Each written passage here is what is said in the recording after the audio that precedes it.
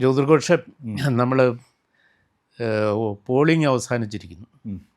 Percentage calculate ചെയ്ത് final figure വരാനിരിക്കെ എല്ലാ through out കേരളത്തിലെ 80% അപ്പുറത്തേക്ക് പോകും. സെൻട്രൽ കേരളയിൽ മുമ്പ് എങ്ങുമില്ലാത്ത വിധം അതിശക്തമായ പോളിംഗ് നടന്നിരിക്കുന്നു. അപ്പോൾ ഇത് ഒക്കെ സൂചിപ്പിക്കുന്നതിൽ രാഷ്ട്രീയ ദിശാബോധം ഉണ്ട്.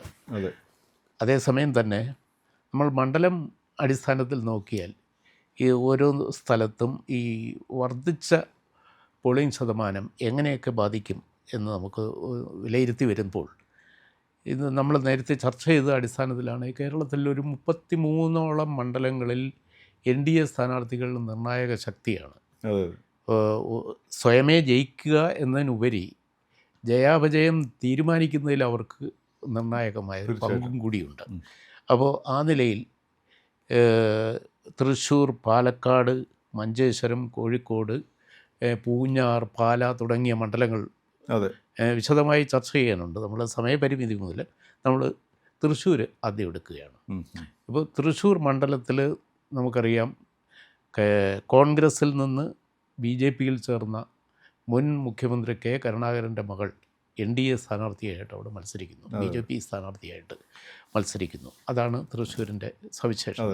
അത് CPIയുടെ സിറ്റിംഗ് MLAക്ക് സീറ്റ് കൊടുക്കാതെ വേറൊരു സ്ഥാനാർത്ഥിയെ CPI പരീക്ഷിക്കുന്നത് കേരളത്തിലെ അറിയപ്പെടുന്ന ഒരു കവിയായ ആലങ്കോട് ലീലാകൃഷ്ണൻ ആണ് CPI സ്ഥാനാർത്ഥി. കൂടാതെ കോൺഗ്രസിൻ്റെ അവിടുത്തെ തൃശ്ശൂരിലെ മുൻ മേയറും മത്സരിക്കുന്നു. ഈ ത്രികോണ മത്സരത്തിൽ എന്തായിരിക്കും ഫലം? ഈ ത്രികോണ മത്സരത്തിൽ ഇപ്പം അവിടെ നേരത്തെ സിറ്റിംഗ് MLA എന്ന് പറയുന്നത് CPIയുടെ ആയിരുന്നു. അതെ, ഇപ്പോഴും CPIയിലെ കാൻഡിഡേറ്റാണ് ആലങ്കോട് ലീലാകൃഷ്ണൻ. അതെ. പക്ഷേ ഇപ്പോൾ തൃശ്ശൂരിലെ മത്സരം എന്ന് പറയുന്നത് UDFൻ്റെ രാജൻ പല്ലനും BJPയുടെ പത്മജ പാലും തമ്മിലാണ്. അപ്പോൾ രാജൻ പല്ലൻ അവിടെ UDFന് അവതരിപ്പിക്കാൻ പറ്റുന്ന നല്ല മികച്ച ഒരു സ്ഥാനാർത്ഥി തന്നെയാണ്, സംശയമില്ല. പക്ഷേ പത്മജയ്ക്കും അവിടെ, കാരണം പത്മജയുടെ വേരുകളെന്ന് പറഞ്ഞു കഴിഞ്ഞാൽ തൃശ്ശൂരാണ്. അത് കോൺഗ്രസിനകത്ത് കിടപ്പുണ്ട്. തൃശ്ശൂരിൽ പൊതുവേ പത്മജയ്ക്ക് ഈ പറഞ്ഞ പോലെ കരുണാകരൻ്റെ കുടുംബം, പത്മജ എന്നൊക്കെയുള്ളൊരു വൈകാരികതയുണ്ട്. ഇപ്പം BJP സജീവമായിട്ട് BJPയുടെ സ്ഥാനാർത്ഥിയാണ്. സുരേഷ് ഗോപി നന്നായിട്ട് അവിടെ പ്രവർത്തിക്കുന്നുണ്ട്. കഴിഞ്ഞ പ്രാവശ്യം അവർ വിരുദ്ധ ചേരിയിലായിരുന്നെങ്കിലും.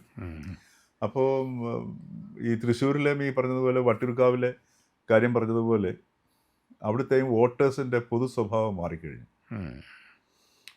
അത് പണ്ട് അവിടെ എല്ലാം ഈ തൃശ്ശൂർ ജില്ല എന്ന് പറയുന്നത് UDFൻ്റെ ഒരു വലിയ കേന്ദ്ര ടൗൺ ഏരിയയൊക്കെ. അപ്പോൾ അവിടുത്തെയും ഈ വോട്ടിംഗ് പാറ്റേൺ ഒക്കെ കംപ്ലീറ്റ് മാറിക്കഴിഞ്ഞു.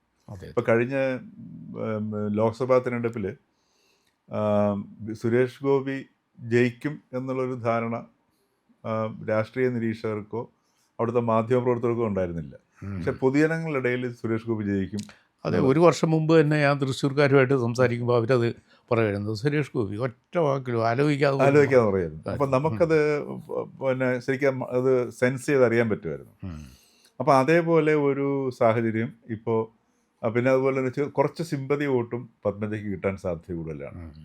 അപ്പോൾ പത്മജയുടെ ഒരു പിന്നെ സാധ്യത തൃശ്ശൂരിൽ തള്ളിക്കളയാൻ പറ്റത്തില്ല. അതാണ് തൃശ്ശൂരിൻ്റെ ഒരു അവസ്ഥ എന്ന് പറഞ്ഞു കഴിഞ്ഞാൽ. അവിടെ ഇപ്പം ഈ പറഞ്ഞതുപോലെ ഒരു UDFന് അനുകൂലമായ ഒരു തരംഗം ആണ് നമ്മളിപ്പം പൊതുവിൽ കേരളത്തിൽ ഉണ്ടെന്ന് പറയുന്ന സാധനം. അപ്പം അങ്ങനെ വരികയാണെന്നുണ്ടെങ്കിൽ ആ തരംഗത്തിനകത്ത് ഒരു പക്ഷേ രാജൻ പല്ലൻ എന്ത് സംഭവിക്കും ചിലപ്പോൾ വേണമെങ്കിൽ കടന്നു രാജൻ പല്ലൻ വിജയിക്കാമെന്ന് വരും. പക്ഷേ എങ്കിൽ പോലും ഈ തൃശ്ശൂരിലെ വോട്ടേഴ്സിന് എങ്ങനെ വേണമെങ്കിലും മാറി വോട്ട് ചെയ്യാം എന്നുള്ളത് അവർ തെളിയിച്ചു കഴിഞ്ഞ സംഗതിയാണ്. അപ്പോൾ ആ ഒരു നിലയ്ക്ക് പത്മജയ്ക്ക് ഇപ്പം നമ്മൾ ഇതുവരെയുള്ളത് വെച്ച് നോക്കുമ്പോൾ ഒരു ചാൻസ് ഉണ്ട്. പക്ഷേ ഒരു വേവ് കൃത്യമായിട്ടുണ്ടായിട്ടുണ്ടെങ്കിൽ അത് തീർച്ചയായിട്ടും രാജൻ പല്ലന് ഗുണമായിട്ടായിരിക്കും മാറാൻ പോകുന്നത്. ആലങ്കോട് ലീലാകൃഷ്ണൻ മൂന്നാമത് തന്നെ വരികയുള്ളൂ. അത് അല്ലെങ്കിൽ തന്നെയും LDFന് ഈ ഭരണവിരുദ്ധ വികാരം കൊണ്ട്, പിന്നെ കരുവന്നൂർ ബാങ്കിൻ്റെ ഇഷ്യൂ, അതെ അത് വളരെ ഗുരുതരമായ വിഷയമാണ്. പിന്നെ അതിനുശേഷം അതിനേക്കാൾ വലിയ കൊള്ളയാണ് ശബരിമല സ്വർണ്ണക്കൊള്ളയുമായി ഇത് ബന്ധപ്പെട്ട് മറ്റേ കരുവന്നൂർ ബാങ്കിന്റെ ഇഷ്യൂ എന്ന് പറഞ്ഞാൽ അവിടുത്തെ ജനങ്ങളുടെ നേരിട്ടുള്ള അവരുടെ നഷ്ടം പിന്നെ നേരിട്ടതാണ്. കാരണം ഒരു വെറും സാധാരണക്കാരുടെ നിക്ഷേപങ്ങളാണ് പോയിരിക്കുന്നത് കൂടുതലും അല്ലേ? അത് തൃശ്ശൂർ ടൗൺ മണ്ഡലത്തിൽ മാത്രമല്ല, ഒല്ലൂർ മണ്ഡലത്തിലും എല്ലായിടത്തും തൃപ്പയാറിൽ അതെ ഒക്കെ ബാധിക്കുന്നതാണ്. അവിടെ നമ്മൾ ഗുരുവായൂരിലേക്ക് പോയാലോ? ഗുരുവായൂരിലേക്ക് പോകുമ്പോഴാണ് ഇനിയിപ്പം നമ്മൾ ഈ ഗുരുവായൂർ ഗോപാലകൃഷ്ണൻ ശരിക്കും പറഞ്ഞു കഴിഞ്ഞാൽ ഇനിയിപ്പം പിന്നെ ഈ തെരഞ്ഞെടുപ്പിന് ശേഷം ഗോപാലകൃഷ്ണനെതിരെ നടത്തിയിട്ടുള്ള ഇപ്പം തെരഞ്ഞെടുപ്പ് ചട്ടം ലംഘിച്ചതിൻ്റെ ഒരു കേസ് വന്നാൽ പോലും അതിശയിക്കാനില്ല. അത് ഗോപാലകൃഷ്ണൻ അത് എനിക്ക് തോന്നുന്നു വളരെ ഒരു നിയമ പോരാട്ടത്തിലേക്ക് നീണ്ടുപോകാൻ സാധ്യതയുള്ള ഒരു സംഗതിയാണ് ഗോപാലകൃഷ്ണനോട് ആദ്യ തുടക്കത്തിൽ അടിച്ചത്. അല്ല, ഗോപാലകൃഷ്ണൻ പൊതുശ്രദ്ധയിലേക്ക് ഒരു വലിയ ഇഷ്യൂ കൊണ്ടുവന്നു. അത് ആ സ്ഥാനാർത്ഥിത്വത്തോടൊപ്പം തന്നെ അദ്ദേഹം അവിടെ ജയിച്ചാലും തോറ്റാലും ശ്രദ്ധേയനായി തീർന്നു. അതെ, കാരണം വെച്ചാൽ ഒരു ഇഷ്യൂ കൊണ്ടുവന്നു. അതെ അതെ, ആ ഇഷ്യൂവിൽ പുള്ളി ഫോക്കസ് ചെയ്തു. ആ ഫോക്കസിലാണ് ഗോപാലകൃഷ്ണൻ അവിടെ മത്സരം തുടക്കം മുതൽ മത്സരിക്കുന്നതും പ്രചാരണം നടത്തിയത് അതിൻ്റെ പേരിലാണ്. അത് ഒരു പൊതുവികാരമാണ് അദ്ദേഹം ഷെയർ ചെയ്തത്. ഗുരുവായൂർ പോലെ ഒരു ലോകപ്രശസ്തമായ ഒരു ആരാധനാലയത്തിൻ്റെ പടിക്കൽ ഉള്ള നിയമസഭാ മണ്ഡലത്തിൽ നിന്നും ആ ക്ഷേത്രത്തിന് വിശ്വാസവുമായി യോജിക്കുന്ന ഒരാളെ നിയമസഭയിലേക്ക് എത്തിക്കാൻ പറ്റുന്നില്ല. അവിടുത്തെ ജനപ്രതിനിധി തീർച്ചയായിട്ടും അമ്പലത്തിൻ്റെ ഭരണകാര്യങ്ങളിലും അവിടുത്തെ വിശ്വാസ ആചാരങ്ങളിലുമൊക്കെ പങ്കാളിത്തം വഹിക്കേണ്ട ഒരു വ്യക്തി കൂടിയാണ്. അപ്പോൾ ഒരു ഹിന്ദു എന്തുകൊണ്ട് ഒരു ഹിന്ദു ക്ഷേത്രത്തിൻ്റെ ടൗൺഷിപ്പിൽ നിന്ന് ഉൾപ്പെട്ട മണ്ഡലത്തിൽ നിന്ന് വരുന്നില്ല എന്നത് അടിസ്ഥാനപരമായി പലരുടെയും ഉള്ളിലിരിക്കുന്ന ഒരു ചോദ്യമാണ്. എന്നാൽ വർഗീയതയുടെ ഭയം കാരണം പലരും തുറന്നു പറയാൻ മടിക്കുന്നു. ഗോപാലകൃഷ്ണൻ ധൈര്യപൂർവ്വം പറഞ്ഞു. അതിന് അദ്ദേഹത്തിൻ്റെ പേര് കേസ് വരികയാണെങ്കിൽ അത് വന്നോട്ടെ എന്ന് ആണ് അദ്ദേഹം കരുതുന്നത്. അല്ല, അദ്ദേഹത്തിൻ്റെ അതൊരു വലിയ നിയമപ്രശ്നമായിട്ട് പോകാൻ സാധ്യതയുണ്ട്. കാരണം എന്ന് വെച്ചാൽ അദ്ദേഹം പിന്നെ വളരെ, കാരണം ഗോപാലകൃഷ്ണൻ വക്കീലും കൂടെയാണല്ലോ. അതെ, അപ്പോൾ അത് ഉദ്ദേശിച്ചിട്ട് തന്നെയാണ് ഗോപാലകൃഷ്ണൻ്റെ ആ പ്രയോഗങ്ങളുണ്ട് അറിയുക. അങ്ങനെയാണെങ്കിൽ പിന്നെ ഈ മുസ്ലിം ലീഗ് എന്ന് പറയുന്നത് എങ്ങനെ വർഗീയ പരാമർശം അല്ലാതാകും? അതെ അതെ, ഇപ്പോൾ ഹിന്ദു എന്നുള്ളത് ഉപയോഗിക്കുന്നത് വർഗീയ പരാമർശമാണെന്നുണ്ടെങ്കിൽ, മത പരാമർശമാണെന്നുണ്ടെങ്കിൽ, മുസ്ലിം ലീഗിലെ മുസ്ലിം എന്തുകൊണ്ട് വർഗീയമല്ല? അതാ പറഞ്ഞത് സുപ്രീം കോടതി വരെ പോകാവുന്ന ഒരു അത് വലിയ ഡിബേറ്റിംഗ് വിഷയമാണ്. അപ്പോൾ അതെടുത്തിട്ടാണ്. പിന്നെ മാത്രമല്ല, ഈ ഗുരുവായൂർ മണ്ഡലത്തിൽ അവിടെ ഹിന്ദു സമൂഹവും മുസ്ലിം സമൂഹവും സമാസമമാണ്. ഏതാണ്ട് 48% ഹിന്ദുക്കളുമുണ്ട്, 45-48 ഇടയ്ക്ക് രണ്ട് കൂട്ടരും വരുന്നുണ്ട്. ഹിന്ദുക്കളും വരുന്നുണ്ട്, മുസ്ലിങ്ങളും വരുന്നുണ്ട്. പിന്നെ ഒരു വളരെ നാമമാത്രമായിട്ട് കുറച്ച് ക്രിസ്ത്യൻ സമൂഹമാണുള്ളത്. അപ്പോൾ ആ ഒരു കോൺസ്റ്റിറ്റ്യുവൻസിയെ നോക്കിയിട്ടാണ് ഗോപാലകൃഷ്ണൻ ഈ ഒരു കാച്ചി അവിടെ രംഗപ്രവേശനം ചെയ്തത്. അത് ഗോപാലകൃഷ്ണനെ അനുകൂലിക്കുന്നവരാണ് സാധാരണ അദ്ദേഹത്തിൻ്റെ രാഷ്ട്രീയ പ്രസ്ഥാനവുമായി സഹകരിക്കുന്നവരല്ല. അതെ, അപ്പോൾ അത് എന്ത് അനുരണനങ്ങളാണ് അവിടെ ഉണ്ടാക്കുന്നതെന്നും അത് ഗോപാലകൃഷ്ണൻ്റെ ജയത്തിലേക്ക് പോകുമോ, അതല്ല അവിടുത്തെ ഏതെങ്കിലും ഒരു പിന്നെ UDFൻ്റെ കാൻഡിഡേറ്റിന് അനുകൂലമായിട്ട് വരുമോ എന്നൊക്കെ ഉള്ളത് കണ്ടറിയേണ്ട സംഗതിയാണ്. രണ്ടായാലും അവിടുത്തെ LDF കാൻഡിഡേറ്റിന്, അവിടെ LDF കാൻഡിഡേറ്റായിട്ട് ഇപ്പോൾ മത്സരിക്കുന്നത് അക്ബർ തന്നെയാണ്, നമ്മുടെ NK അക്ബർ, നിലവിലുള്ള അക്ബർ. നിലവിൽ ഉള്ള അക്ബറിൻ്റെ ജയസാധ്യത നമ്മുടെ ഇപ്പോഴത്തെ ഈ ഒരു സാഹചര്യത്തിൽ പരിങ്ങലിലാകാനാണ് സാധ്യത കൂടുതൽ. അപ്പോൾ അതുകൊണ്ട് അവിടെ ഗുരുവായൂർ ശരിക്കും പറഞ്ഞാൽ നമ്മുടെ ഈ റിസൾട്ട് UDFൻ്റെ സ്ഥാനാർത്ഥിക്കാണ് UDFൻ്റെ, കാരണം അവിടെ ഈ ഹിന്ദു സമൂഹത്തിൻ്റെ വോട്ടും കൂടി ഇല്ലാതെ രണ്ട് കൂട്ടർ ആരെങ്കിലും അവർക്ക് ജയിക്കാൻ പറ്റില്ലല്ലോ. അപ്പോൾ LDFൻ്റെ വോട്ടിൻ്റെ ഒരു ശതമാനം ഗോപാലകൃഷ്ണനിലേക്ക് പോകാനുള്ള സാധ്യത നല്ല അളവിൽ അങ്ങോട്ട് പോകും. പിന്നെ രണ്ടാമത് ഈ ഒരു അനുകൂല തരംഗം UDFനെതിരെ ഈ ഗവൺമെൻറ്റിനെ മാറ്റണം എന്നുള്ളൊരു രംഗമാണ്. അപ്പോൾ അങ്ങനെ വരുമ്പോഴാണ് അവിടെ ഒരു പക്ഷേങ്കിൽ ഗോപാലകൃഷ്ണൻ വലിയ അത്ഭുതങ്ങൾ സംഭവിക്കുകയാണെന്നുണ്ടെങ്കിൽ ഗോപാലകൃഷ്ണൻ്റെ ചാൻസ് പോലും നമുക്ക് തള്ളിക്കളയാൻ പറ്റത്തില്ല. കാര്യം ഈ ഒരു ഹിന്ദു ഒരു വൈകാരികത മണ്ഡലത്തിലാകെ ഉണരുകയാണെന്നുണ്ടെങ്കിൽ അപ്പോഴാണ് ചിലപ്പോൾ ഒരു അത്ഭുതം സംഭവിക്കാൻ. പക്ഷെ അത് വളരെ വിരളമാണ്. പക്ഷേ എങ്കിലും ഒരു വലിയ ചേഞ്ച് അവിടെ വരും. അത് പക്ഷേ UDF കാൻഡിഡേറ്റിനായിരിക്കും ഗുണകരമായിട്ട് വരാൻ സാധ്യതയുള്ളത്. തിരിച്ച് നമുക്ക് പിന്നെ NDAക്ക് ശുഭപ്രതീക്ഷ വച്ചു പുലർത്തുന്ന മഞ്ചേശ്വരം മണ്ഡലത്തിൽ ആ. ഒരു ത്രികോണ മത്സരമാണ് ഉള്ളത്. മുമ്പും ത്രികോണ മത്സരം വന്നാലും ഒടുവിൽ BJPക്ക് ജയസാധ്യത ഉണ്ടെന്ന് കണ്ടാൽ UDFും LDFും ഒന്നിച്ചു ചേർന്ന് പരാജയപ്പെടുത്തുന്ന ഒരു പ്രവണതയായിരുന്നു മുൻകാലങ്ങളിൽ. അതെ അതെ. ഈ പ്രാവശ്യവും അങ്ങനെ സംഭവിച്ചുകൂടായില്ല. എന്നാൽ ആ സാഹചര്യത്തെയും കൂടെ അതിജീവിക്കത്തക്ക വിധം BJPയുടെ മുൻ സംസ്ഥാന പ്രസിഡന്റ് കെ സുരേന്ദ്രൻ മഞ്ചേശ്വരത്തെ NDA വിജയത്തെ എങ്ങനെ കരക്കടുപ്പിക്കും? അവിടെ ഇപ്പം ഈ തുടക്കത്തിൽ SDPI ഒരു വിഷയങ്ങളുണ്ടായിരുന്നു. SDPI ശരിക്കും പറഞ്ഞു കഴിഞ്ഞാൽ UDFുമായിട്ട് ഇടഞ്ഞു നിൽക്കുകയായിരുന്നു. അങ്ങനെ അവസാനം പാണക്കാട് തങ്ങളൊക്കെ ഇടപെട്ടിട്ടാണ് SDPIയുടെ സ്ഥാനാർത്ഥിത്വം പരസ്യമായിട്ട് പിൻവലിക്കുകയും ഒക്കെ ചെയ്തത്. അപ്പോൾ അങ്ങനെ ഒരു സാഹചര്യം ഇവിടെ നിലനിൽക്കുന്നുണ്ട്. അത് UDFിന് അനുകൂലമാക്കി. പിന്നെ കഴിഞ്ഞ തവണ വരെ ഉണ്ടായതുപോലെ ഇത്തവണ UDFും LDFും കൂടെ യോജിച്ചിട്ട് BJPയുടെ കാൻഡിഡേറ്റിനെതിരെ വോട്ട് ചെയ്യുന്ന ഒരു അന്തരീക്ഷം നിലവിലുണ്ടോ എന്നൊരു സംശയമാണ്. കാരണം അതായത് ഈ കഴിഞ്ഞ പ്രാവശ്യം ഈ പറഞ്ഞതുപോലെ കഴിഞ്ഞ 2021 തിരഞ്ഞെടുപ്പിന് പോകുമ്പോൾ പോലും ഈ BJPക്ക് പൊതുവിൽ കേരളത്തിൻ്റെ രാഷ്ട്രീയ മണ്ഡലത്തിൽ ഒരു അസ്പൃശ്യതയുണ്ടായിരുന്നു.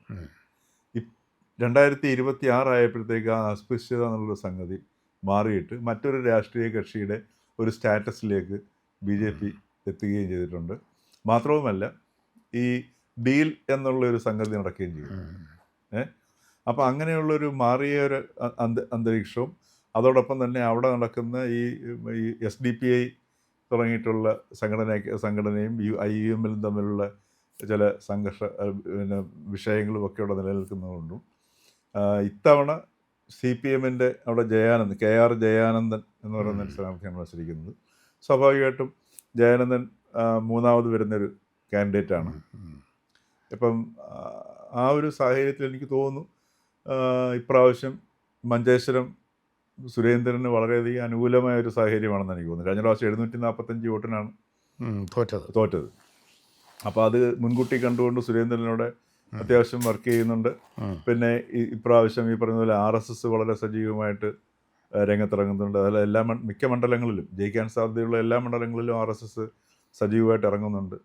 അപ്പോൾ ആ ഒരു സാഹചര്യത്തിൽ മഞ്ചേശ്വരത്ത് ഇപ്രാവശ്യം സുരേന്ദ്രൻ ജയിക്കാനുള്ള നല്ല സാധ്യതയാണ്. പിന്നെ ഈ പശ്ചിമേഷ്യൻ യുദ്ധം സുരേന്ദ്രന് അനുകൂലമായിട്ടാണ് വരുന്നത്. കാരണം എങ്ങനെ പോയാലും അവിടെ വോട്ട് ചെയ്യാൻ വേണ്ടിയിരുന്ന മലയാളികൾ പലരും വരാൻ പറ്റാതെ നല്ല ശതമാനം മലയാളികൾ, കാര്യം അത് പ്രവാസി വോട്ടുകൾ നല്ല ശതമാനം വന്ന് വോട്ട് ചെയ്തിട്ട് പോകുന്ന, കൃത്യമായിട്ട് വോട്ട് ചെയ്തിട്ട് പോകുന്ന മണ്ഡലങ്ങളിൽ ഒന്ന് കാസർഗോഡ്, ഒന്ന് മഞ്ചേശ്വരമാണ്. അപ്പോൾ ആ വോട്ടുകൾ ഈ പശ്ചിമേഷ്യൻ യുദ്ധം സുരേന്ദ്രൻ്റെ വിജയത്തെ കൂടുതൽ ഒന്നും കൂടെ സാധ്യമാക്കുന്ന ഒരു അവസ്ഥയാണുള്ളത്. UDFിന് കിട്ടേണ്ടിയിരുന്ന പറന്നു വരേണ്ട പല വോട്ടുകളും എക്സാക്ട്ലി മഞ്ചേശ്വരത്തെ സ്ഥിതി അതാണെങ്കിൽ പ്രധാനപ്പെട്ട മറ്റൊരു മണ്ഡലം പാലക്കാടാണ്. ത്രികോണ മത്സരത്തിന് കേരളം മുഴുവൻ ശ്രദ്ധയോടെ ഉറ്റുനോക്കുന്നൊരു മണ്ഡലമാണ് പാലക്കാട്. ശോഭാ സുരേന്ദ്രൻ്റെ സ്ഥാനാർത്ഥിത്വം. മാത്രമല്ല അവിടെ ഒരു ഉപതെരഞ്ഞെടുപ്പ് കഴിഞ്ഞിട്ട് ആ അന്തരീക്ഷത്തിൽ വന്നിരിക്കുന്ന പാലക്കാട് ഏറ്റവും പ്രധാനപ്പെട്ട മത്സരം നടക്കുന്നൊരു വേദിയാണ് പാലക്കാട് ടൗൺ മണ്ഡലം. പാലക്കാട് നഗരസഭ ഭരിക്കുന്നത് BJP ആണ്. അപ്പോൾ BJPക്ക് അനുകൂലമായ ഒരുപാട് ഘടകങ്ങൾ അവിടെ ഉണ്ട്. എങ്കിലും ശോഭയുടെ സ്ഥാനാർത്ഥിത്വം തുടക്കത്തിൽ കണ്ടതുപോലുള്ള ഒരു അവസ്ഥാവിശേഷമല്ല തിരഞ്ഞെടുപ്പിൻ്റെ അവസാന നിമിഷം വരുമ്പോൾ. എന്തായിരിക്കും അവിടെ വളരെ ഉത്കണ്ഠ BJP കേന്ദ്രങ്ങളിലും ശോഭയുടെ വിജയത്തെക്കുറിച്ച് ഇപ്പോഴും പുലരുന്നുണ്ട്. ഏറ്റവും ലേറ്റസ്റ്റായ അവസ്ഥ എന്താണ്? അത് ശോഭയുടെ ഒരു ഇച്ചിരി ശോഭ മങ്ങിയ ഒരു പെർഫോമൻസ് ശരിക്കും നമ്മൾ ആദ്യമായിട്ട് കാണുന്നത് ഈ തെരഞ്ഞെടുപ്പിൻ്റെ ഇന്നലെയാണ്. ഇന്നലെ ആ ഒരു പിന്നെ വോട്ട് കൊടുക്കുന്നതിൻ്റെ ഒരു ഇത് വന്നപ്പോഴത്തേക്ക് പരസ്യമായിട്ട് അതല്ലെങ്കിൽ ഇനി ഏത് ഹിമാലയം വന്നു കഴിഞ്ഞാലും ശോഭ വാക്കുകൾ കൊണ്ട് തടഞ്ഞു നിർത്തുന്ന ഒരു രീതി. പക്ഷെ ഇന്നലെ ശോഭയ്ക്ക് ആ ഒരു ആത്മവിശ്വാസം ആദ്യമായിട്ട് നഷ്ടപ്പെട്ട ഒരു രംഗം കാണുന്നുണ്ടായിരുന്നു. എന്നാലും ശോഭ പാലക്കാട്ട് ജയിക്കാനുള്ള ഒരു സാധ്യത നമുക്ക് തള്ളിക്കളയാൻ പറ്റത്തില്ല. കാരണം ഈ വോട്ടേഴ്സിനകത്ത് ഈ പറഞ്ഞതുപോലെ പല വോട്ടേഴ്സും മുൻകൂട്ടി തന്നെ നിശ്ചയിക്കും ആർക്ക് വോട്ട് ചെയ്യണമെന്നുള്ളത്. അവസാന നിമിഷമാണ് പലപ്പോഴും ഒരു ചെറിയൊരു അംശമാണ് മാറുന്നത്. അപ്പോൾ ഇന്നലത്തെ ഈ വോട്ടിന് കോഴ എന്നല്ലെങ്കിൽ കാശെന്നുള്ള ഒരു സംഗതി പോലും പൊതുവിൽ നമ്മൾ നോക്കുന്ന സമയത്ത് വളരെ പ്രതികൂലമായിട്ട് സ്വാധീനിക്കാം എന്നുള്ളത് നമുക്ക് തോന്നുമെങ്കിൽ പോലും വോട്ടേഴ്സിന് ഇൻഡിവിജ്വലായിട്ട് എത്രമാത്രം അത് സ്വാധീനിക്കും എന്നുള്ളത് അറിയാൻ പറ്റത്തില്ല. മാത്രമല്ല ശോഭയുടെ ഈ ഒരു ആവേശത്തോടു കൂടി സ്വീകരിക്കപ്പെട്ട സ്ഥാനാർത്ഥിയാണ്. പിന്നെ രണ്ടാമത്തെ ഒരു കാര്യം എന്ന് വെച്ചാൽ ശോഭയുടെ വരവിനെ അവിടെ എതിർത്ത കുറേ പാർട്ടിക്കകത്ത് തന്നെ ഉള്ള ഘടകങ്ങളുണ്ട്. ആ ഘടകങ്ങൾ എങ്ങനെ പ്രവർത്തിക്കും എന്നുള്ളത് നമുക്ക് പറയാൻ പറ്റത്തില്ല. കാരണം ശോഭ ഈ തെരഞ്ഞെടുപ്പിലൂടെ പാലക്കാട്ട് പരാജയപ്പെടുകയാണെങ്കിൽ ശോഭയ്ക്ക് ഉണ്ടായിരുന്ന ഒരു സ്റ്റാർ വോട്ട് ഗെയിനർ എന്നുള്ള ഒരു സാധനം ഉണ്ടല്ലോ, ആ ഇമേജ് അതോടുകൂടി അവസാനിക്കും. ഒരു പക്ഷേങ്കിൽ പിന്നെ ശോഭയുടെ പഴയ ഒരു ഗ്ലാമറിലേക്ക് പിന്നെ തിരിച്ചു വരാനും ബുദ്ധിമുട്ടായിരിക്കും. അപ്പോൾ പാർട്ടിക്ക് അകത്ത് ആരെങ്കിലും പാര വെച്ചിട്ടുണ്ടെങ്കിൽ അതും ചിലപ്പോൾ ശോഭയ്ക്ക് പ്രതികൂലമായിട്ട്. അല്ല, ഈ പാലക്കാട് മണ്ഡലത്തിൻ്റെ ഒരു സവിശേഷത ഉള്ളത് പിന്നെ ടെക്നോക്രാറ്റായ ശ്രീധരൻ അതെ കഴിഞ്ഞ തവണ അവിടെ മത്സരിച്ച് വിജയത്തോടടുത്തിരിക്കെ ഒരു പർട്ടിക്കുലർ പഞ്ചായത്തിൽ വോട്ടെണ്ണിയപ്പോൾ ഷാഫി പറമ്പിൽ മുന്നിൽ കയറി എത്തിയതാണ്. അവിടെ അതൊരു കമ്മ്യൂണൽ പോളറൈസേഷൻ ആയിരുന്നു. അത്തരം അവസ്ഥ അതിജീവിക്കാൻ ശോഭയെ പോലെയുള്ള സമർത്ഥയായ ഒരു ക്യാമ്പയിനർക്ക് പറ്റും. അത് സാധിച്ചു എന്ന ഒരു തോന്നൽ ഉളവായിരിക്കുകയാണ് ഈ അവസാന നിമിഷം നമുക്ക് എന്തോ ഒരു അശുഭ സൂചനകൾ വന്നു. പക്ഷെ എന്നിരുന്നാൽ പോലും അവിടെയാണ് ഈ പിന്നെ UDF ആരോപിക്കുന്ന CPM BJP ഡീലിൻ്റെ CPM-നും BJP-ക്കും പിന്നെ വളരെ ഇത് സമർത്ഥിക്കാൻ പറ്റാത്തൊരു അവസ്ഥയാണ്. കാരണം NMR റസാഖ് പാർട്ടി അപ്പോൾ NMR റസാഖിൻ്റെ സ്ഥാനാർത്ഥിത്വത്തിലൂടെ ഈ പിന്നെ മുസ്ലിം വോട്ട് അങ്ങോട്ട് വരുത്തുക, അതോടൊപ്പം തന്നെ പാർട്ടിയുടെ പാർട്ടി CPM-ന്റെ ഹിന്ദു വോട്ട് സ്വാഭാവികമായിട്ട് ശോഭയിലേക്ക് പോവുക. അപ്പോൾ അത് സ്വാഭാവികമായിട്ട് നന്നായിട്ട് പരാജയത്തിന് വഴിയൊരുക്കും. അപ്പോൾ അത് വർക്ക് ചെയ്തിട്ടുണ്ടാവാനാണ് സാധ്യത. കാരണം മാത്രമല്ല, പിന്നെ അത് കഴിഞ്ഞിട്ട് ഇന്ന് രാവിലെ ശോഭ തെരഞ്ഞെടുപ്പ് പോളിംഗ് ബൂത്തിലേക്ക് വന്ന സമയത്ത് ഈ സ്ത്രീകൾ ശോഭയെ ഇങ്ങനെ ദേഹത്ത് പിടിക്കുന്ന ചില രംഗങ്ങളൊക്കെ കാണുന്നുണ്ടായിരുന്നു. അപ്പോൾ അത് മനസ്സിലാക്കുന്നത് സാമ്പത്തികമായിട്ട് ഒരുപാട് പിന്നോക്കം നിൽക്കുന്ന ഒരു വിഭാഗങ്ങൾ കൂടുതലുള്ള സ്ഥലങ്ങളാണ് ഒന്നാണ് പാലക്കാട്. അപ്പോൾ അത് ഈ സ്ത്രീകളുടെ ഇടയിൽ നിന്ന് നല്ല വോട്ട് ശോഭയ്ക്ക് തീർച്ചയാണ്.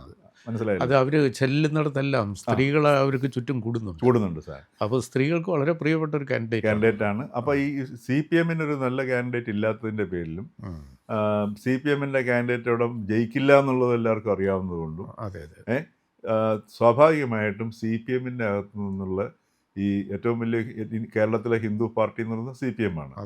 അപ്പോൾ അതിനകത്ത് ഹിന്ദുക്കൾ വോട്ട് ശോഭയ്ക്ക് പോവുകയും ശോഭ ഇപ്പോഴും അവിടെ ജയിക്കാനാണ് സാധ്യതയുള്ളത്. പിഷാരടി ഒരു ശോഭയെ നേരിടാൻ തക്ക ഒരു രാഷ്ട്രീയ നേതാവ്, നല്ല വ്യക്തിയൊക്കെ തന്നെയാണ്, സംശയമൊന്നുമില്ല. മാത്രമല്ല വളരെ പിഷാരടിയുടെ ഓരോ പ്രതികരണങ്ങളും ഒക്കെ വളരെ പക്വവും സാംസ്കാരികവുമാണ്. നമ്മുടെ കേരളത്തിലെ ഈ എണ്ണപ്പെട്ട വലിയ ബുദ്ധിജീവികളെക്കാട്ടും സാംസ്കാരിക നേതാക്കന്മാരെക്കാട്ടും ഒക്കെ വളരെ ഒരു സാംസ്കാരികമായ നിലവാരം പുലർത്തിയ വ്യക്തിയാണ്. മാത്രമല്ല ഈ തെരഞ്ഞെടുപ്പിൽ ഉടനീളം എടുത്തു നോക്കിക്കഴിഞ്ഞാൽ നമുക്ക് ഈ വലിയ നേതാക്കന്മാരുടെ ആണെങ്കിലും മന്ത്രിമാരുടെ ആണെങ്കിലും ആരുടെ ഒരു വാക്ക് പോലും നമുക്ക് എടുക്കാനില്ല. അതിലാകെ എടുക്കാൻ പറ്റിയൊരു വാക്കുണ്ടായിരുന്നത് ഈ പിഷാരടിയുടെയാണ്. അതും കൂടെ നമുക്ക് പറയാതിരിക്കാൻ പറ്റില്ല. കാരണം എന്ന് വെച്ചാൽ ഡോക്ടർ തോമസ് ഐസക് അദ്ദേഹത്തിനെ കോമാളി എന്ന് വിളിച്ച സമയത്ത് അപ്പോൾ അതിനുള്ള പ്രതികരണം രമേശ് പിഷാരടിയുടെ പ്രതികരണം എന്ന് പറയുന്നത് അത് അദ്ദേഹത്തിൻ്റെ സ്വാതന്ത്ര്യമാണെന്നാണ് പറഞ്ഞത്. പക്ഷേ അദ്ദേഹത്തിന് ഇല്ലാത്ത ഒന്നുകൂടി എനിക്കുണ്ട്, അത് സംസ്കാരമാണ്. ഒരു ചാർലി ചാപ്ലിൻ നിലവാരത്തിൽ ഈ തെരഞ്ഞെടുപ്പ് ക്യാമ്പയിനിലെ സ്റ്റാർ വാചകം എന്ന് പറയുന്ന സാധനം അതാണ്. കാരണം വെച്ചാൽ ഡോക്ടർ തോമസ് ഐസക് മറ്റേ ബുദ്ധിജീവിയാണ്, സാമ്പത്തിക വിദഗ്ധനാണ്, പണ്ഡിതനാണ്, താത്വികനാണ്, അല്ലേ? പക്ഷേ ഗിഫ്റ്റ് ഓഫ് ഗാബ് അല്ല. അപ്പം അതുകൊണ്ട് ആ ഒരു ഡോക്ടർ മാത്രമല്ല ഒരിക്കലും ഡോക്ടർ ഐസക്കിനെ പോലുള്ള ഒരു വ്യക്തി പറയാൻ പാടുള്ളതല്ല. He's an actor. മാത്രമല്ല അദ്ദേഹത്തിന് ഒരുപാട് ആക്ടർ മാത്രമല്ല, ഒരു ഒട്ടേറെ കലാവൈഭവങ്ങളുള്ള വ്യക്തിയാണ്. അത് എല്ലാവർക്കും ചെയ്യാൻ പറ്റുന്ന കാര്യങ്ങളല്ല. അതൊരു കലാകാരൻ എന്നല്ല അംഗീകരിക്കുകയാണ് വേണ്ടത്. പക്ഷേ അത് മനോഹരമായ ഒരു മറുപടി പിഷാരടി കൊടുത്തു. അത് ശരിക്കും പറഞ്ഞാൽ അത് മലയാളി ശ്രദ്ധിക്കേണ്ട സാധനമാണ്. സ്വാതന്ത്ര്യത്തിനോടൊപ്പം നമുക്ക് ഏറ്റവും നമ്മുടെ ഉത്തരവാദിത്തമാണ് സംസ്കാരം എന്ന് പറയുന്നത്. മലയാളിക്ക് ഇല്ലാതായി പോയത് അതാണ്. അത് പിഷാരടി ഓർമ്മിപ്പിച്ചു. പക്ഷേ എന്നാൽ പോലും പിഷാരടി ജയിക്കാൻ സാധ്യത ഇപ്പോഴും ശോഭയ്ക്കാണ്. ഏതായാലും ഞങ്ങളുടെ ചാനൽ, ഞങ്ങളുടെ അല്ല നമ്മുടെ ചാനൽ പുതിയ പുതിയ വാർത്തകൾ, പുതിയ വിവരങ്ങൾ നിരന്തരം തന്നുകൊണ്ടിരിക്കും. സബ്സ്ക്രൈബ് ചെയ്യാൻ മറക്കാതിരിക്കുക. കാണുന്ന ഒരു നല്ല ശതമാനം ആളുകൾ കണ്ടിട്ട് പോകുന്നുണ്ട്. ഒന്ന് സബ്സ്ക്രിപ്ഷൻ കൂടി എടുത്താൽ ഒന്നും ചെയ്യേണ്ട, നമ്മുടെ ലോഗോയിലൊന്ന് വിരലമർത്തിയാൽ മതി സാർ, പേജ് തെളിഞ്ഞു വരും. അപ്പോൾ സബ്സ്ക്രൈബ് എന്നുള്ള ബട്ടൺ അമർത്തുക. ഒരു ബെല്ലൈക്കൺ ഉണ്ട്, അതും അമർത്തിയാൽ ഏറ്റവും പുതിയ വീഡിയോകൾ നോട്ടിഫിക്കേഷൻ വരും. നമുക്കൊരു പുതിയ ചാനൽ കൂടി ഉണ്ട് കേട്ടോ, C4 4N, C for credibility, N nation, രാജ്യവുമായി ബന്ധപ്പെട്ട ഏറ്റവും വിശ്വസനീയമായ വാർത്തകൾ തരുന്ന ചാനൽ C4N. C4 എന്നുള്ള FOUR അല്ല, 4 എന്നുള്ള അക്കമാണ്. C4N കൂടി സബ്സ്ക്രൈബ് ചെയ്ത് സഹായിക്കണം.